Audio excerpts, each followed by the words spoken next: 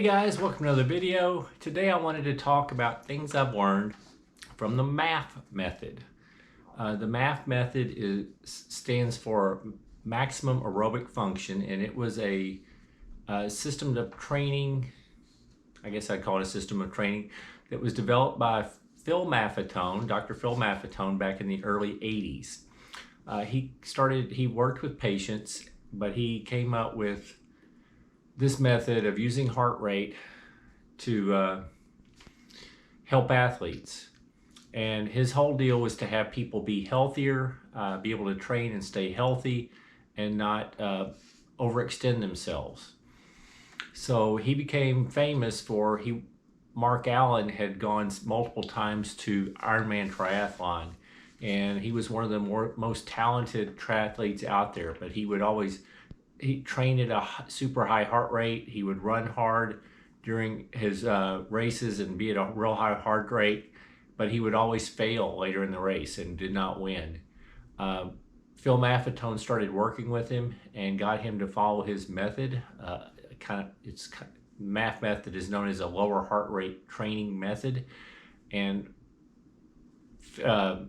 Mark Allen worked for several months just staying in his MAF zone.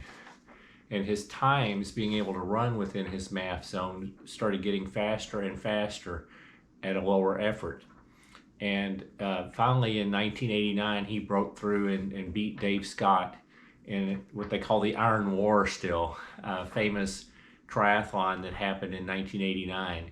And Mark Allen went on to win 6 years, I believe it was 6 in a row, of the Ironman triathlon. He also worked with other triathletes like Mike Pigg and has worked with various athletes over the years. The whole idea of the method is it's very simple to calculate. It actually works out very similar if you're in the MAF zone. It's very similar to zone 2 training that a lot of other methods will be. So it's a lower heart rate, a lower effort. But if you do all your training at that lower effort, you should get faster and faster at that lower heart rate. And you calculate your MAF heart rate, the level you should stay under, by taking 180 minus your age. And then there's a few adjustments, like if you're recovering from major illness like a heart operation or hospital stay, or you're on some heavy regular medication, or you've had overtraining, you should subtract 10 more beats from it. If you're injured or not improving in training or competition, you've had 2 or more colds, flu, or infection in a year, then you should also subtract 5 more. But if you've been training for consistently and haven't had any problems that mentioned above, and your things are improving, you can usually add 5 beats to your MAF heart rate. And then there are some things saying that if you're under 16, you just use a MAF heart rate of 165. It doesn't work to just subtract 10. If you're 10 years old, you need to make it 165. And if you're over 65, you may have to add 10 beats because it's just not quite as accurate, and we don't decline quite at the rate anymore as far as our max aerobic function. I have used the MAF method, found it very interesting. It's set up to where you do regular tests. You'll do like a mile warm-up, you'll do a 3 or 4 mile run in a repeatable fashion, so you really want a fairly flat course, and you keep it within your max aerobic zone, which if your max aerobic, your MAF heart rate is 140 if you're 40 years old, you want to keep your heart rate real close to 140 but not go over during that test.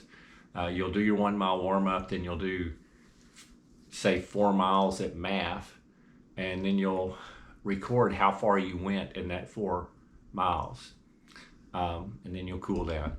Well, then you come back 4 weeks later and you repeat the test, and hopefully you will get to where you're going further and further, meaning you're moving a little bit faster at the same heart rate. If you ever get stuck and you don't progress for probably 3 months or 3 or 4 months, then he says you should look at your diet, because he does promote a healthy eating. And he'll talk about wanting you to cut down on processed processed foods, but his primary functions, primary things when you read his literature, he doesn't necessarily say cut out all meat, but he would probably not have you eat a lot of it. But he's more in to cut out refined carbohydrates and try to cut out most sugar. He just says they're not natural, they're not good for you. And so if you're eating properly and your MAF tests are not improving, but you have improved some, but then you just have plateaued, then he might throw in a little bit of speed work. But for the most part, as long as you're improving, you just keep running at MAF heart rate. But then you should still be able to perform well on the day, on a race day. You should be able to run at a higher heart rate and perform well. I have found the method works well. I've real often started it when I'm not real fit. Like I might be running 11-minute miles when I start it, but slowly my MAF heart rate, well, it's starting to get to where it doesn't improve as much as I've gotten older, but my speed would increase down to 10:30s and then to 10s and then 9:30 pace, and I would get faster as I did it. I recently have went through 6 months of pretty much doing MAF sort of heart rate training. It was following my heart attack. Now, I did not necessarily say, I'm almost 60, I'm 59 years old, so my MAF heart rate would be 121. And then having had a heart attack, according to the strict rules, I should drop 10 more points off for the next 2 years and have a max aerobic heart rate of 111. I haven't really followed that, to be quite honest. I mostly run with my heart rate under 120. I will, usually if I'm following an easy day, a MAF day, I will stop and walk if I hit 130, which usually happens on the hills or if it's really hot out. But I keep my heart rate down, and you'll still see that my average will probably be 110 for a run, maybe 120, but usually between 110 and 120. So I have pretty well stuck to it.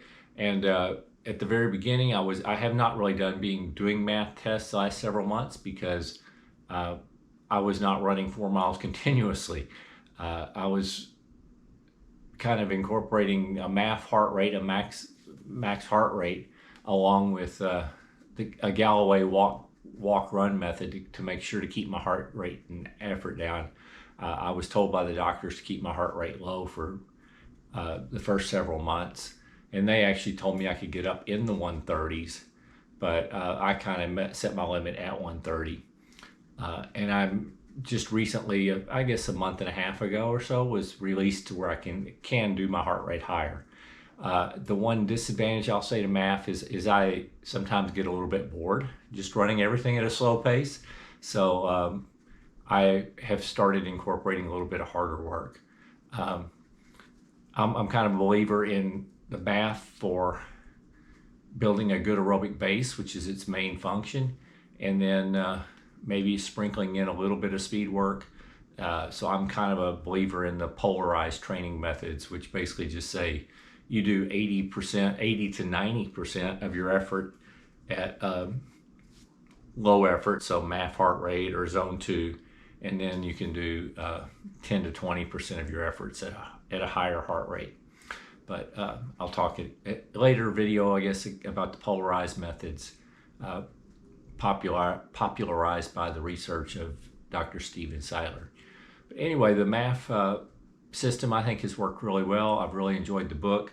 The best way to read about it is there's a big yellow book that Dr. Phil Maffetone wrote that's called The Big Book of Training and Racing. The newest version of it is still dated 2010, but you can also find information about the method by going to Phil Maffetone's website. It's just philmaffetone.com, I believe. I'll put a link in the description of the video.